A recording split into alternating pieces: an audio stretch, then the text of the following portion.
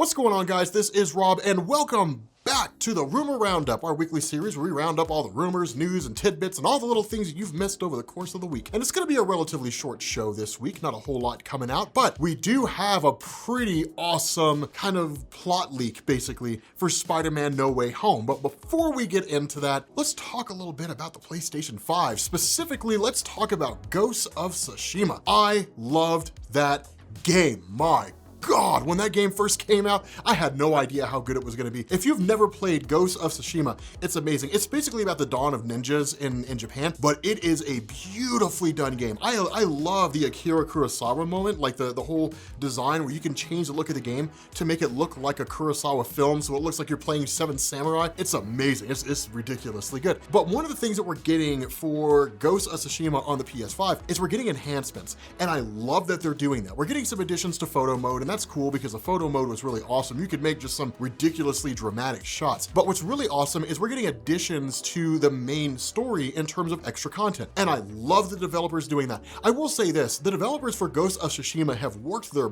backsides off to really provide quality content for that game. And one of the things that pisses me off to no end is when a game developer will release a game for a console and then like 2 or 3 years later, release that same game on the next generation console with no changes.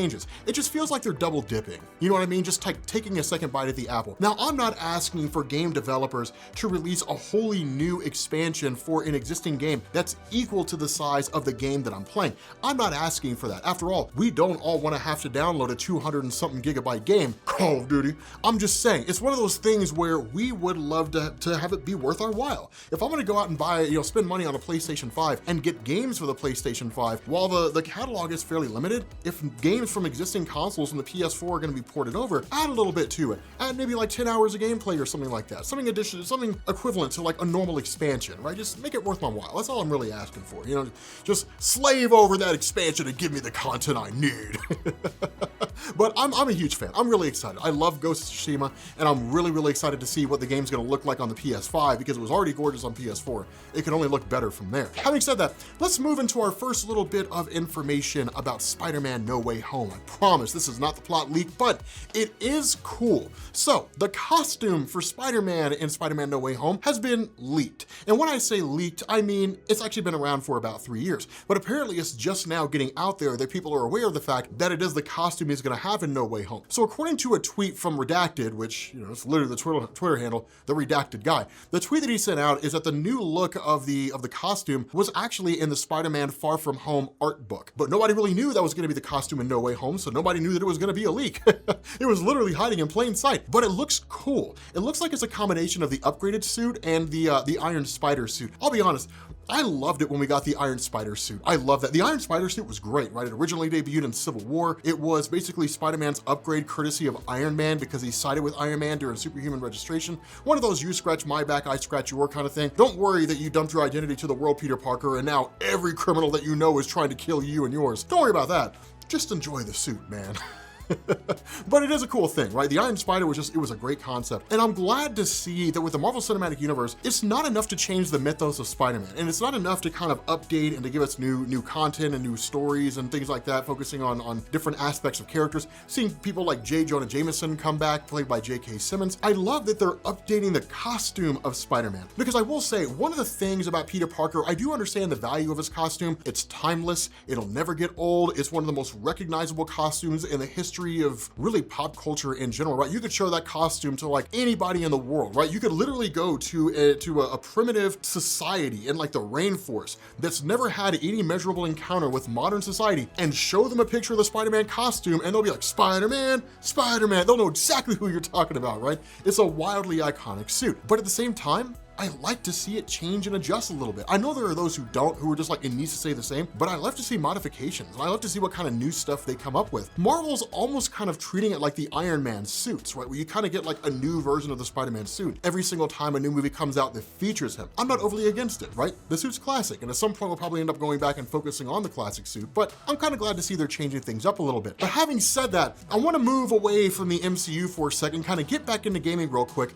and talk about EA's live event, Electronic Arts doing their live event. Here's the thing, for those of you guys who haven't quite figured this out yet, E3 is the way things used to be. not the way things are anymore. And you can almost kind of set your watch to it because it seems like everybody's basically doing that now, right? That you would have these great big huge events, right? E3, all that kind of stuff, where you would have a lot of people who would kind of come together and then show off all this major stuff. Marvel used to do it with D23 all the time. And then now they kind of have their own events essentially. I'm not 100% sure how I feel about that. There's a part of me that kind of misses things like the Spike Video Game Awards or the Spike Video Game events and seeing like all that information dropped, or seeing E3 where all the game developers all show up to the E3 event and they all dump their stuff. And it's a great big huge thing. It's like the Olympics of video games. I kind of miss that, right? I kind of miss that whole thing. What a lot of companies are doing now is they're actually hosting their own separate events isolated from everybody else. And that kind of makes sense, right? Word of mouth, marketing, the internet, the whole 9 yards. I mean, we basically sell the products for them, right? So there's a reason why Sony doesn't really have to go to E3 and market all their video games and their new consoles if they say, hey guys, we got a PS5 coming out, and it sells out like that. So there's no real reason to do a whole great big E3 thing, but I do miss it. Having said that, Electronic Arts is doing their live play event where they basically have their own event showing everything off. We're not gonna see Dragon Age 4, and we're not gonna see the new Mass Effect. That sucks. Here's a big thing that I'm kind of wondering when it comes to the new Mass Effect game. I really hope they learned their lesson from Andromeda, because that game sucked. No one out there right now is making a case against that. There's no one who's gonna be in the YouTube comments saying, actually Rob, Mass Effect Andromeda was fantastic. No one's coming to the rescue of that game. You understand what I'm saying? If Mass Effect Andromeda was a world and Thanos showed up on it to get all the Infinity Stones, we would all just kind of be like, yeah, Thanos, man, you go ahead and do your thing, dude. Yeah, we're good. We don't need those guys. That's basically how people are treating it, right? Like, it was an awful game. It was full of bugs. It was terrible. It was bad. I really hope that they learned from Andromeda, because here's the thing. Mass Effect is a beautiful series. What made Mass Effect so cool up until the ending of Mass Effect 3, what made it so cool is that all the games built on each other, right? So your decisions would carry on into the next game. It was just like it was like reading a giant book, right? It was just a giant cohesive story. And the fan base for Mass Effect was insane, right? It was massive, huge. People loved Mass Effect, right? They loved the Mass Effect games. I'm really hoping Mass Effect 4 proves to be something that really lives up to the original Mass Effect mythos, that really lives up to basically everything that was Mass Effects 1, 2, and 3 until you got to the ending of Mass Effect 3. I'm in the crowd where I'm like, yeah, that was kind of crappy the way they ended it. But nonetheless, I'm really hoping that it builds into something great. Having said that, I was never a huge fan of Dragon Age, so I'm not really upset that we're not seeing Dragon Age content. Here's my question. How many of you guys dug the Dragon Age series, right? How many of you guys enjoyed Dragon Age? Never a big fan of it, right? Never really got into it. So there is an announcement that is supposedly coming during EA's live event that's gonna focus on Star Wars: The Old Republic. You know what? I'm just gonna go ahead and say it. If it's not Star Wars: Knights of the Old Republic 3, I don't care. I don't care, EA. Is it Star Wars Knights of the Old Republic 3? If the answer to that question is no, then keep your announcement to yourself. Whatever it is that you're gonna do, just go ahead and quietly release it and slide it out there. If it's not Star Wars Knights of the Old Republic 3, and I'm not playing a video game that tells me what happened to Revan, I don't care. I'm just gonna say it.